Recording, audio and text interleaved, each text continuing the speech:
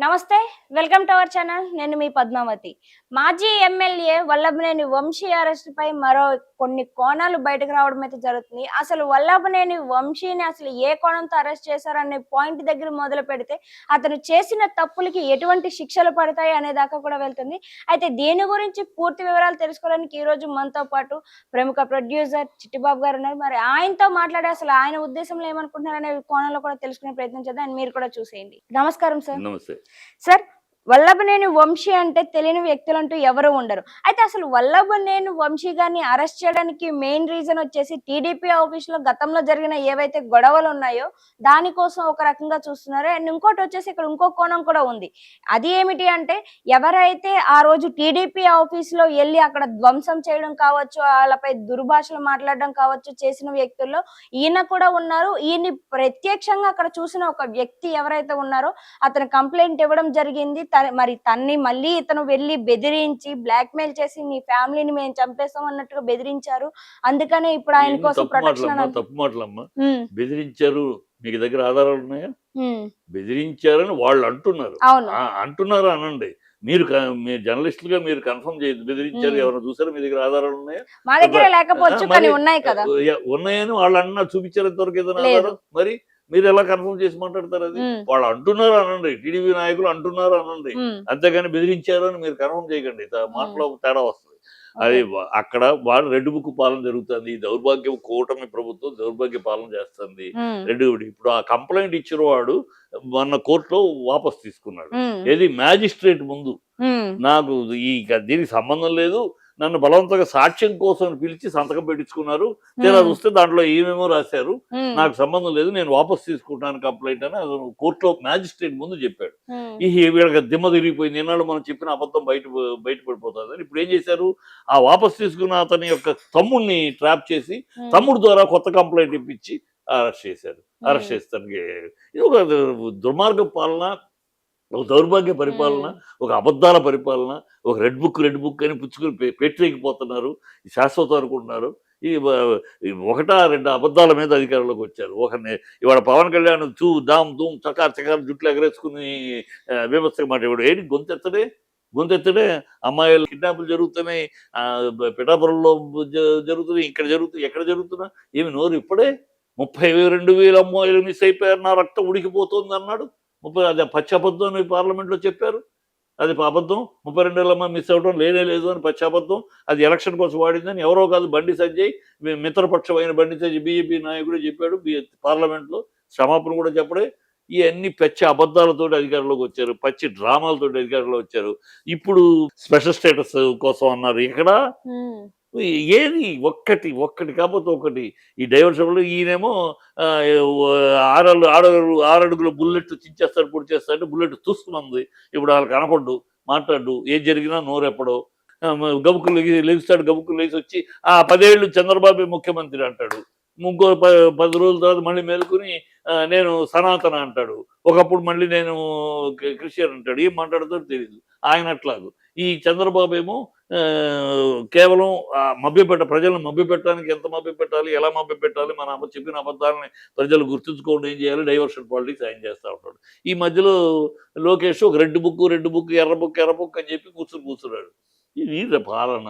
వీళ్ళు కక్ష సాధింపు తప్పితే ప్రజలను డైవర్ట్ చేయడానికి ప్రజలు ఎక్కడికి వెళ్ళినా తెలుగుదేశం వాళ్ళు నిలదీస్తున్నారు, ఈ కూటమి నిలదీస్తున్నారు, పవన్ కళ్యాణ్ నిలదీస్తున్నారు. ఏది మీరు మీకు మీకు మీకు నీకు ఎంతమంది ఉంటుంది? 15,000 ఎక్కడా? 18 ఏళ్ళు దాటిన వాళ్ళకి 1,500 ఎక్కడా? ఉద్యోగం లేని వాళ్ళకి రైతులు రుణమాఫీ ఎక్కడా? ఎక్కడికి వెళ్ళినా అక్కడ అడుగుతున్నారు. ఇవన్నీ బస్సు అన్నారు ఎక్కడా? గ్యాస్ అన్నారు ఎక్కడా? అన్ని పచ్చి అబద్ధాలు మాట్లాడి వచ్చారు. ఎక్కడికి వెళ్తే అక్కడ నిలదీస్తున్నారు.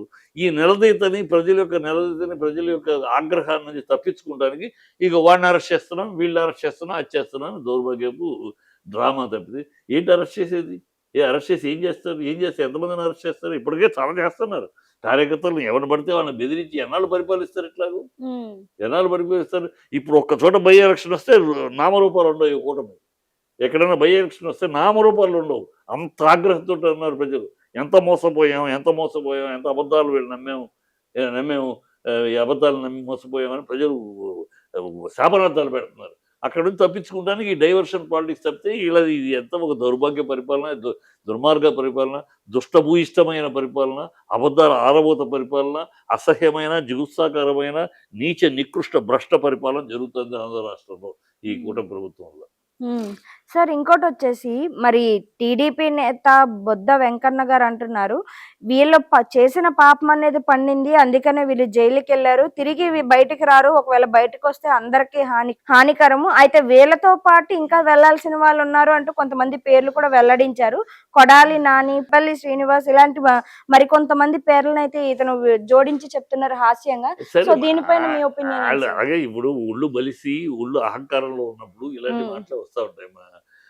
అహంకారంలో ఉన్నారు వాళ్ళు. ఏదో కూటమి ఒకళ్ళ లెక్కలు ఒకళ్ళ కాళ్ళు ఒకళ్ళు పట్టుకుని ఒకళ్ళ చేతులు ఒకళ్ళు పట్టుకుని ఏదో మొత్తానికి అధికారం వచ్చేసారు. ఒంటరిగా నుంచుంటే వీళ్ళు అడ్రస్ లేకుండా పోయేవారు.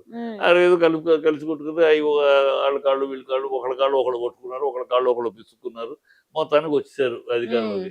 ఆ అహంకారం ఏదో ప్రజలు కోరుకుంటే రాలా పర్ముటేషన్ కాంబినేషన్ లో ఒక లెక్కలో మీరు వచ్చారు అంతే. అది తెలుసుకోకుండా ఏదో చించేసాం పొడిచేసాం అనుకుంటున్నారు, అహంకారంతో మాట్లాడుతున్నారు, అహంభావంతో మాట్లాడుతున్నారు. అలా మాట్లాడేటప్పుడు ఇలాంటి మాటలే వస్తాయి, శాశ్వతం కాదు. ఇలాగ మాట్లాడే 14 నుంచి 19 దాకా ఇలాంటి అబద్ధాలు మాట్లాడే జనాలు కూర్చోబెట్టారు. మళ్ళీ ఇప్పుడు రేపు కూర్చోబెడతారు. ఈసారి కూర్చుంటే మళ్ళీ లేగవరు. ఒకసారి నమ్మారు, మోసపోయారు పోయినసారి 14లో, అయినా మళ్ళీ నమ్మారు, అయినా మోసపోయి సరే చూద్దాం మళ్ళీ అని నమ్మారు. ఈసారి కూడా ఈ మోసం చేస్తున్నారంటే ఈ మనుషులు ఇంతే, వీళ్ళ నైజం అంతే. వీళ్ళు కుక్క మరుగును, పిల్లి మేమనును, నక్క ఓడబెట్టును, ఈ కూటమి మోసం చెయ్యను, ఈ సహజ లక్షణాలు అని ప్రజలు గుర్తించేశారు. సార్ అంబటి రాంబాబు గారు కూడా మరి అరెస్ట్ అవ్వడానికి అవకాశాలు ఉన్నాయి అంటున్నారు, ఇది నిజమే అంటారా? అంబటి రాంబాబు, పేరు నాని వీళ్ళకి వేరే పనిపాటు ప్రజల్ని డైవర్ట్ చేయడానికేమ్మా. ప్రజల్ని ఇప్పుడు చూడు, అది జీపటి కదా ఈ మాట్లాడతాం, నువ్వు అడిగావా? 9 నెలలు అయింది. ఎక్కడ 6 హామీల గురించి ఏ జర్నలిస్టులను అడుగుతున్నారు? వాళ్ళని ఫ్రీ అన్నారు, అడుగుతున్నారా? ఏం అడగట్లా. లడ్డు అని ఒకసారి, విజయసాయి రెడ్డి అని ఒకసారి, ఇంకో గడిది గుడ్డు అని ఇంకోసారి, ఇది తప్పితే ఒక ఆడపిల్లల గురించి ఆ కేసు, ఆ సోహాని అమ్మాయి కేసు ఆవేశంలో మాట్లాడినప్పుడు పవన్ కళ్యాణ్, ఇప్పుడు అసలు దాని గురించి మాట్లాడు. అమ్మ ఆ కేసు వెనకబడిపోయింది, అప్పుడేమో రాగానే మేము చించేస్తా పొడుస్తాను. ఆడపిల్లలకు అన్యాయం జరుగుతూ ఉంటే కూడా నోరెత్తకుండా నోరు మెదపలేని దౌర్భాగ్య స్థితిలో ఉన్నారు ఈ ప్రభుత్వం. ఎంతసేపు వీళ్ళ ప్లాన్లు ప్రజల కోసమో ప్రజల పరిపాలన లేదు. వీళ్ళ ప్లాను పవన్ కళ్యాణ్ ఎట్లా తాను ముఖ్యమంత్రి అవ్వాలి, ముఖ్యమంత్రి సీట్ పోటీకి వెళ్ళాలి. ఇక్కడ చంద్రబాబు తను ఉండనివ్వడు, చంద్రబాబు తను కానివ్వడు, తన కొడుకునే చేస్తాడు కనుక మనం ఈ చంద్రబాబు క్లచెస్ నుంచి బయటికి వెళ్ళాలంటే ఏం చేయాలి?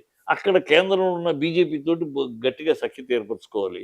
అందుకని నిన్నటిదాకా క్రిస్టియన్ని, గడిదిగుడ్డుని, నేను అది ఇది అన్నవాడు, నేను క్రిస్టియన్ని, నా పిల్లలు క్రిస్టియన్స్ అప్ప, నేను బాప్టిజం తీసుకున్నానప్ప, మా నాన్న దీపారాధనలో సిగరెట్ అంటించుకునేవాడప్ప, అసలు ఈ దేశంలో మత కలవలకు హిందువులే కారణమప్ప అని వాగిన నోరు ఇవాళ సనాతన అంటున్నాడు.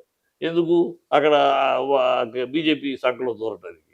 అలా అయితే అక్కడికి వెళ్తే రేపు చంద్రబాబు నుంచి బయటకు వచ్చిన బీజేపీకి సీఎం క్యాండిడేట్గా లేరు. సో తను బీజేపీలో విలీనం అయిపోయి బీజేపీ యొక్క సీఎం క్యాండిడేట్గా రేపు ఎన్నికల్లోకి వెళ్ళొచ్చు. అది అతని వ్యూహం.